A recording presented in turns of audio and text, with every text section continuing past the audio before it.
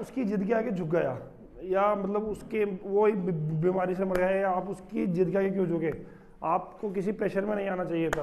अब है ना, इस तरह के सेंटेंस अपनी डेली लाइफ के अंदर बहुत सारे बहुत यूज़ करते होंगे, बट स्टिल आपको है ना उसका एग्जैक्ट वर्ड नहीं पता होता कि यार मतलब उसको यूज़ कैसे करना है। हम उसको है ना एडजस्ट करके यूज़ कर लेते हैं कि you have to agree with me, you have to obey with me, you have to do this, you have to do this, या यू हैव टू टेम्पटेशन। ठीक है, वी विल मतलब उसका एग्जैक्ट वर्ड नहीं पता होता, हम उसको एडजस्ट करके यूज़ कर लेते हैं। But in that video I am going to tell you that exact word of that कि मैं उसके आगे झुक गया, या मैं बीमारी से मर गया हो, या तुम उसके प्रेशर में क्यों आए। ठीक है, so I am going to tell you exact meaning word of that meaning. ठीक है, so good morning friends, welcome to our channel that is become your best. I am Ankit Jangir. So let's start the video.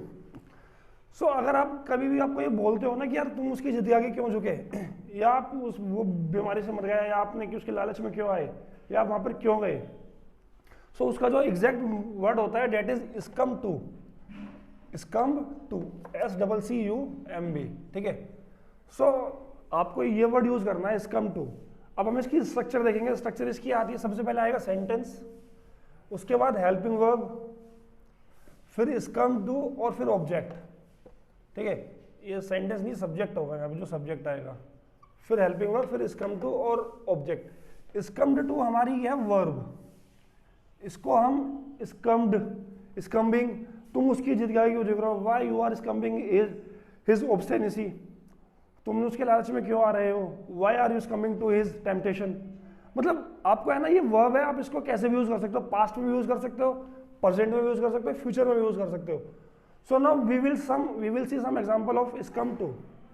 अब मैं पहला example आता है कि वह बीमारी से मर गया, मतलब वहाँ पे वो उसके आगे झुक गया, उसकी वहाँ पे उसकी मतलब वो उससे लड़ नहीं पाया बीमारी से, तो वो हम लिखेंगे ही हैज। हेल्पिंग वर्ब यहाँ पे आएगी तो ही हैज, पास्ट में था तो हम यूज करेंगे स्कम्ड, ही हैज स्कम्ड टू इलनेस, मतलब वह बीमारी से लड़ नहीं पाया और वहाँ पे वो मर गया। सो ही हैज स्कम्ड टू इलनेस, तो उसके आगे झुक गया, इसका मतलब है कि वो बीमारी से मर गया। सेकेंड यूज हम देखते हैं कि भाई तुम उसके लालच में क्यों आए। यहाँ पे ये प्रेजेंट कॉन्टिन्यूएशन में हो गया, यहाँ पे क्वेश्चन मार्क हो गया, तो यहाँ पे आएगा व्हाई हैज यू, या व्हाई यू हैव बीन स्कम्ड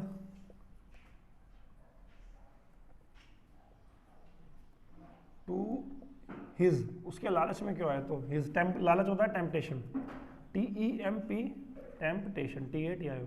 ठीक है, अब दूसरा आएगा, उसमें हम बोल रहे हैं, वो बोल रहा है कि तुम्हें मेरी बात माननी पड़ेगी, या आपको मेरी बात सुननी पड़ेगी, आपको मेरी बात आगे झुकना ही पड़ेगा। सो यू हैव टू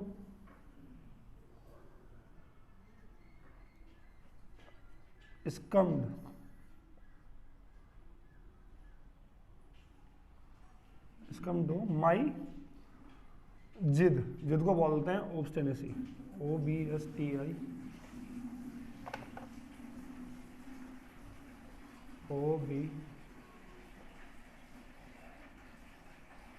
सो हमने यहाँ पे इसका हमने यूज देखा यहाँ पे स्कम टू का। स्कम टू का हमने पहले देखा कि इसमें, अब इसका हम एक यूज देखते हैं फ्यूचर टेंस में, मतलब आप मेरी जिद के आगे झुकोगे।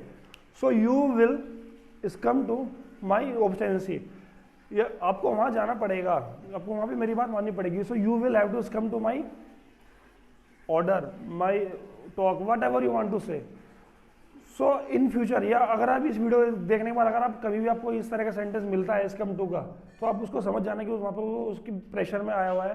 ठीक है, अब यहाँ पे आता है कि आपको किसी प्रेशर में आना नहीं चाहिए था, तो हम यूज करेंगे यू शुड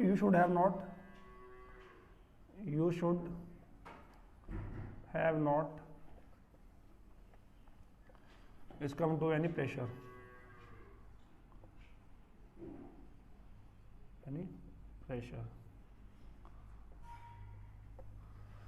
सो आपको समझ में आ गया है इसका का यूज। अगर आपको कभी भी ये मतलब वर्ड मिलता है ना, उसके आप अपने मतलब न्यूज़पेपर में, कहीं भी आप कॉपी में अगर कुछ मूवी देख रहे हो, टीवी देख रहे हो, कहीं भी आपको इस तरह का वर्ड मिलता है स्कम टू, तो आपको समझ आना है कि इसका मतलब होता है कि आप उसके आगे आपने वो बात मनवा रहा था उससे, उसको वहाँ पर वो जबरदस्ती कर रहा था, प्रेशर कर रहा था।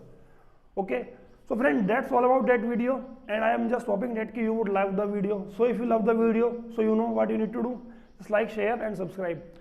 सो मिलते हैं नेक्स्ट वीडियो में, तब तक के लिए keep learning keep growing. Thank you.